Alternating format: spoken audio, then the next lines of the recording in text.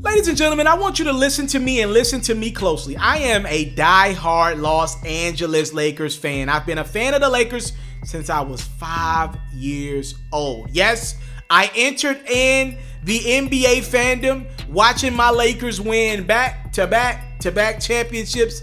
Then we end up losing to them dang feisty Detroit Pistons. Though we had Gary Payton and though we had Karl Malone added to that Kobe and Shaq tandem, from there I watched Shaquille O'Neal leave Los Angeles to go to Miami. And again, I'm only 8 or 9 years old, so I'm like, what the heck is going on? All I've ever known is Kobe and Shaq. What do you mean, Pops? What do you mean Kobe and Shaq ain't getting along? What do you mean Kobe snitched on Shaq and now Shaq's in trouble with his wife? I didn't get none of that stuff at 8 or 9. All I want to do is see my two favorite basketball players play together. I lose Shaq in my Los Angeles Lakers fanatic, whatever you want to call it. Then I see really great Kobe, but really bad Lakers team for several years. I watched my guy Kobe even demand a trade out of Los Angeles at one point in time. And then things start to look up for my guy 24. He gets through the rape case. He changes his number from 8 to 24. He gets some help. Andrew Bynum emerges. They trade Kwame Brown for Pau Gasol. The Lakers end up getting a couple other pieces. They go back-to-back and a chance at a back-to-back-to-back. They don't get it. Kobe Bryant gets injured.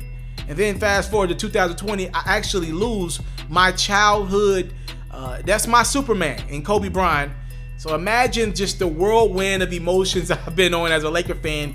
I'm 20 years in, but I'm only 25, right? So that is just my life as a Laker fan thus far.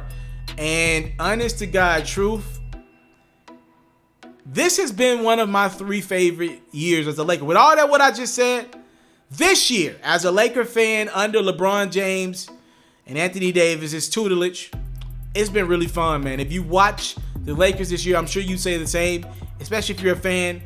The Lakers have been playing some incredible basketball. I mean, some of their highs this year, and I know they lost to the Clippers opening day and on Christmas Day, but the fact that the Lakers were able to dominate pretty much 85% of the league and then finally get their crap together right before COVID hit and to defeat the Milwaukee Bucks on a Friday night and then the Clippers on that Sunday pretty much at full strength, I was super geeked about the possibilities of my Lakers winning a championship. Hell, I was even geeked about LeBron winning number 4, AD winning number 1, Dwight getting number 1, and obviously in the back of my mind, doing it all for the late great Kobe Bryant. This has been something that I have been, thinking about for so long, and then COVID hits, and Avery Bradley opts out, and Rajon Rondo breaks his hand, and I've been watching this Lakers team in the bubble, and I've remained silent, but I'm about to pick it up now. This is not the team that I fell in love with this year. This is not one of my 3 favorite teams to watch anymore. I'm watching this Lakers team in the bubble. The offense is ISO.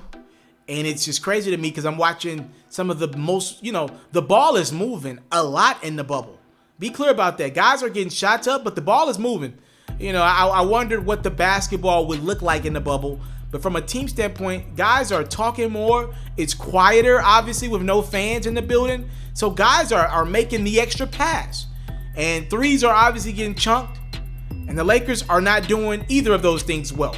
They're not passing the ball, even though they have maybe one of the 2-3 greatest passers of all time. And they're not shooting the ball well. They've actually been the worst team statistically in the bubble on the offensive side of the ball. And let's be clear, their defense has not been too far from it. Though they have a top 2, top 3 defensive player of the year candidate in AD, they ain't been good on that side of the ball. I'm not blaming AD because really their woes have started on the perimeter.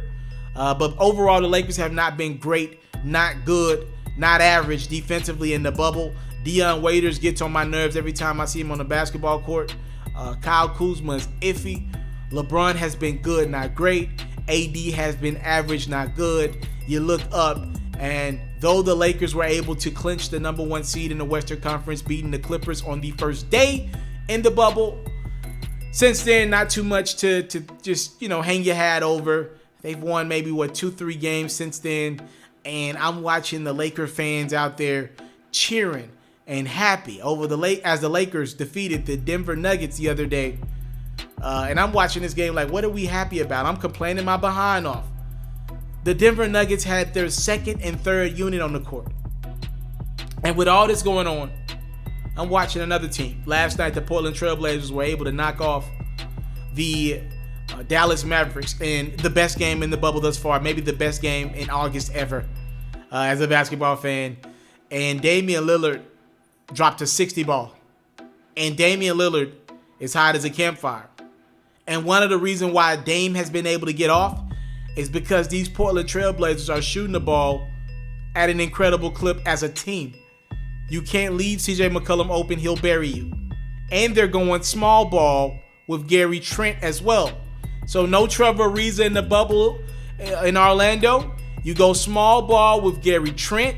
You add in Carmelo Anthony, who's playing the best basketball we've seen Melo play in the last 6 or 7 years. You add in their big fella Yusuf Nurkic, who has returned after tearing at ACL a little over a year ago. And just like that, Portland is the second, if not the hottest team in the bubble.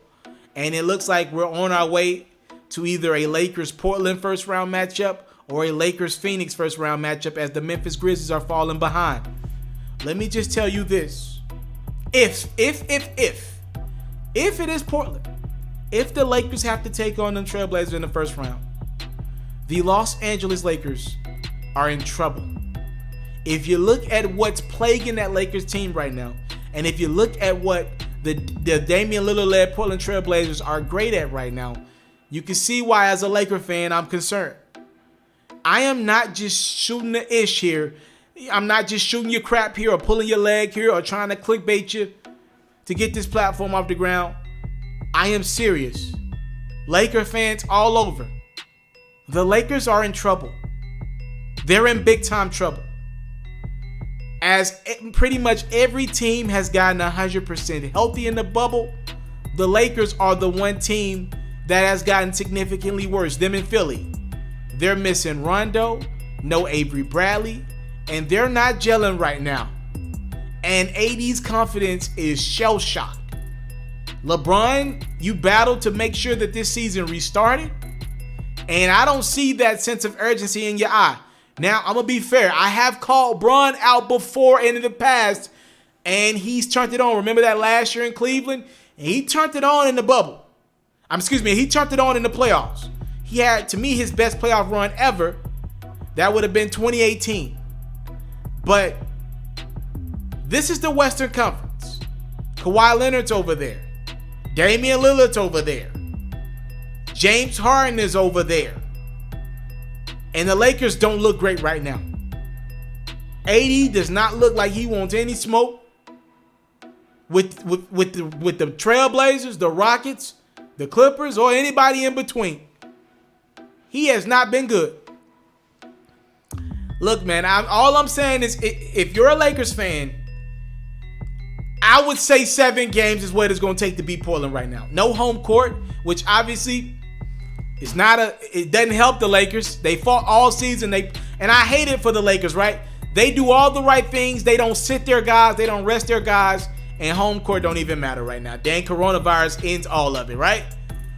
I hate that for them. But I'll just say this.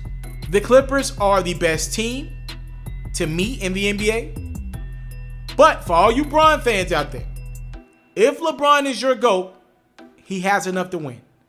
Michael Jordan wasn't on the best team every year in Chicago. There were other teams out there.